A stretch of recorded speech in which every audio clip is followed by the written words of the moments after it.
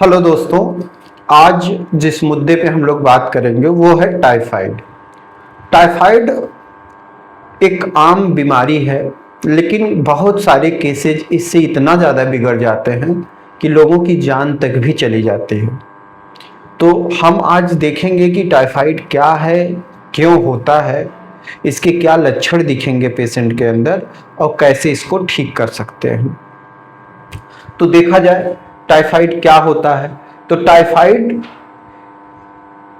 Salmonella typhi नाम के bacteria के कारण होने वाली एक संक्रामक बीमारी है।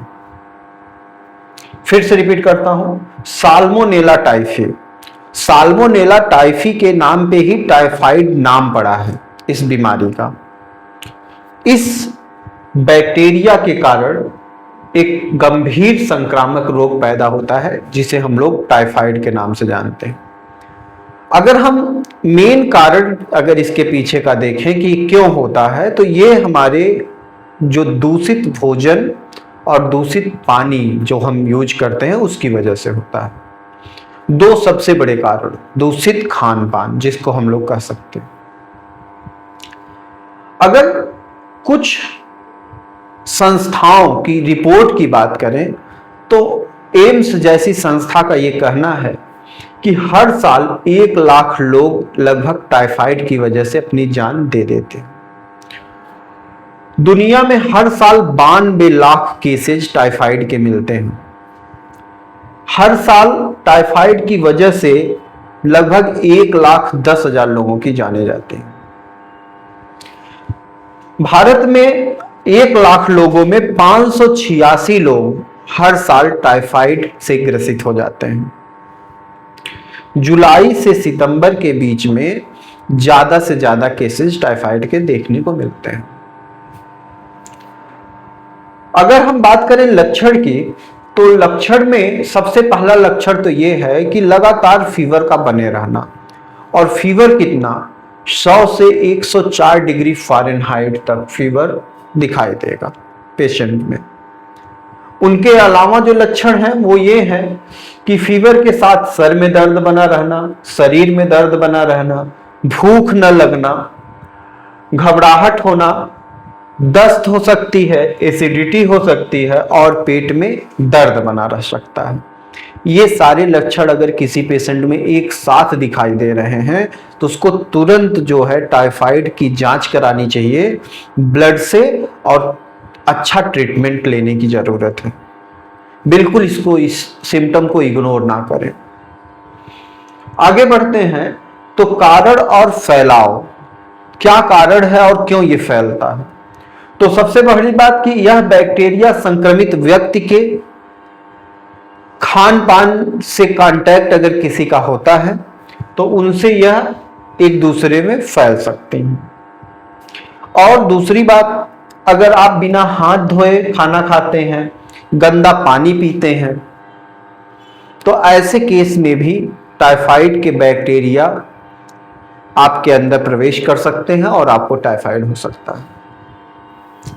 आगे बात करें, अगर किसी को ये सारी चीजें देखने के बाद ये पता चल गया, उसको जांच कराया गया और निकल के आया कि उसको टाइफाइड है, तो फिर उसे ठीक कैसे करेंगे। तो ठीक करने के लिए जो सबसे पहली दवा है वो है बेप्टिसिया। बेप्टिसिया टाइफाइड में एक मेन दवा मानी जाती है। लक्षण चाहे जो हैं, अगर टाइफाइड पेशेंट को निकल के आ गया सामने रिपोर्ट के माध्यम से, तो उसको बेप्टिसिया तो जरूर देना है। बेप्टिसिया को मदर टिंचर फॉर्म में लेना चाहिए और 15 बूंद 1/4 कप गुनगुने पानी में सुबह, दोपहर, शाम चाय की तरह सिप बाय सिप लें, लगातार 1 महीने तक।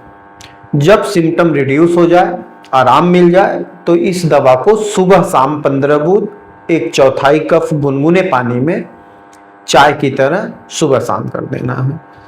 और अच्छा रिस्पांस मिलने के बाद इसको 1 मीटिंग कर देना है। ध्यान रखना है बेप्टिसिया को मदर टिंचर फॉर्म में लेना है। दूसरी जो दवा होती है ब्रायोनियम।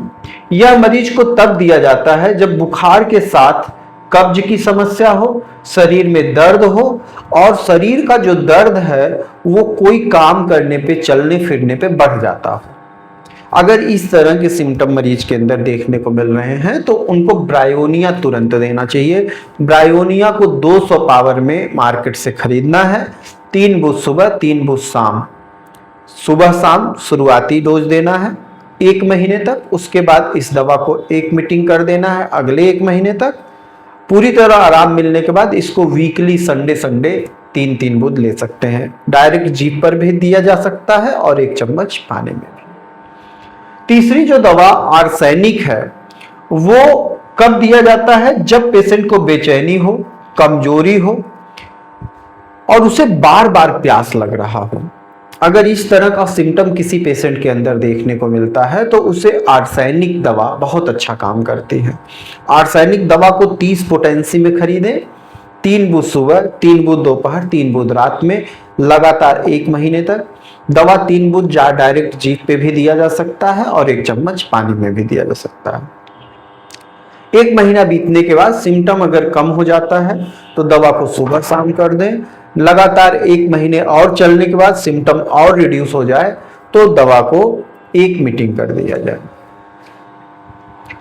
अब कुछ ऐसी बातें जो हम ये कह सकते हैं कि दवा लिए बिना भी हम घर पे टाइफाइड का इलाज कर सकते हैं। हम दवा खरीदने भी ना जाएं और हम घर पे ठीक हो जाएं तो इससे अच्छी बात क्या हो सकती है। तो घर पे क्या कर सकते हैं? तो 10 से 11 तुलसी के पत्ते लेना है, खूब कला के 2-3 ग्राम बीज लेने हैं, 5 से 7 मुनक्का लेना है, 3 से 5 अंजीर लेना है। इन सभी को आधा लीटर पानी में रखकर खूब खौला देना है। खौलाना कब तक है? जब तक कि पानी 100 ml ना हो जाए। कितना हो जाए? 100 ml पानी हो जाए। उसके बाद इस काढ़े में जितने भी आइटम हैं उनको खूब मिलाने की कोशिश करिए और मिलाने के बाद इसे सुबह शाम लगातार लें। हो सके गिलोय अगर मिलता है तो गिलोय के कुछ टुकड़े भी इसमें डाल दें। बाद में गिलोय को निकाल सकते हैं आप पकने के बाद। और इसका सेवन अगर लगातार किया जाए तो ये हमें लगता है, जो मैंने अपने प्रैक्टिस में देखा लोगों को यूज करके, रिजल्ट जो मेरे सामने आया, बहुत ही बेटर रिजल्ट सामने आता है। ऐसा लगता है कि ये कोई अंग्रेजी दवा, एलोपैथिक दवा के समकक्ष दवा है। ये इस तरह का रिस्पांस इससे नहीं मिलता है पेशेंट को। सारी बातें बताने के बाद हम आपको बता दें कि कभी भी कोई भी दवा लेने से पहले अपने नज़दीकी किसी अच्छे डॉक्टर से सलाह लें। जो भी दवाइयाँ मैं आप लोगों के साथ डिस्कस करता हूँ वो नॉलेज के लिए बहुत अच्छी बात है, लेकिन दवाइयाँ लेने से पहले एक बार किसी अच्छे डॉक्टर से ज़रूर मिलें। अगर किसी को हमारी टीम से संपर्क करना है तो हम स्क्रीन पे अपने संस्था का नाम और मोबाइल नंबर दे दिए हैं, इस पे आप संपर्क कर सकते हैं। हमारी दवाइयाँ ऑल ओवर इंडिया, विदेशों में भी कुरियर के माध्यम से भेजी जाती हैं। जो भी हो सकेगा आपकी मदद की जाएगी, आपको इस समस्या से निकाला जाएगा। Thank you very much.